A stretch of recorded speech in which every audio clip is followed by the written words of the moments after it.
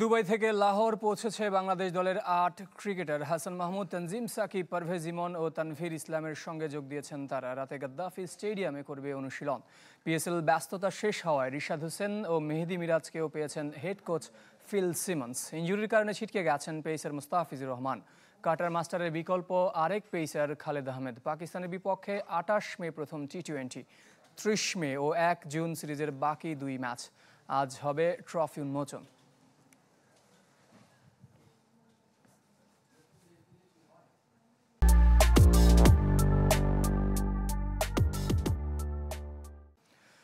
বাংলাদেশ দলের আরও খবর জানাতে এই মুহূর্তে লাহোর থেকে যোগ দিচ্ছেন সহকর্মী ইকরাম হুসাইন। ইকরাম, যুদ্ধ পরবর্তী সময় এমনিতে একটা উৎকণ্ঠা, একটা শঙ্কা কাজ করছে। তারপর পাকিস্তানিতে এমনিতেই নিরাপত্তা ব্যবস্থাটা সবসময় একটা শঙ্কার জায়গা থাকে। সব মিলে বাংলাদেশ দলের নিরাপত্তা ব্যবস্থা কেমন দেখছেন, আর বাংলাদেশ দলের আজকের কার্যক্রমটা একটু সংক্ষেপে বলবেন?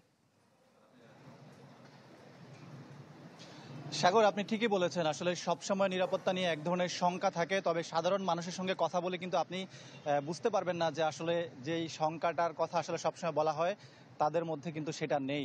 তবে এখানকার সরকার কিংবা এখানকার যে নিরাপত্তা ব্যবস্থা, তারা সবসময় চেষ্টা করেন বাড়তি নিরাপত্তা ব্যবস্থা জোরদার করতে, যাতে ক্রিকেট টিম যারা এখানে খেলতে আসে তারা যাতে সেই নিরাপত্তাটা পায় এবং সেই আস্থাটা পায় আবার যেন পাকিস্তানে তারা ফিরে আসে।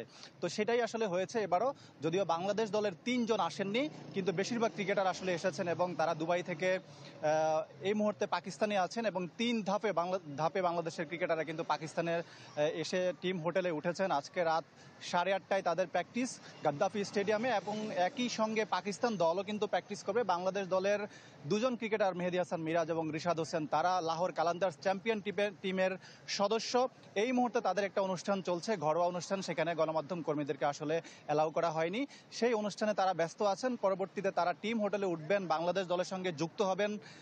সেখান থেকে রাতে গাদ্দাফি স্টেডিয়ামে আসবেন প্র্যাকটিসের জন্য, এবং বাংলাদেশের যে প্র্যাকটিস সেটা কিন্তু আজকেই শুরু হবে এবং আগামীকালও বাংলাদেশ প্র্যাকটিস করবে, এবং বুধবার পাকিস্তানের বিপক্ষে প্রথম টি-20 লাহোরের গাদ্দাফি স্টেডিয়ামে। সাগর, অসংখ্য ধন্যবাদ ইকরাম হুসাইন।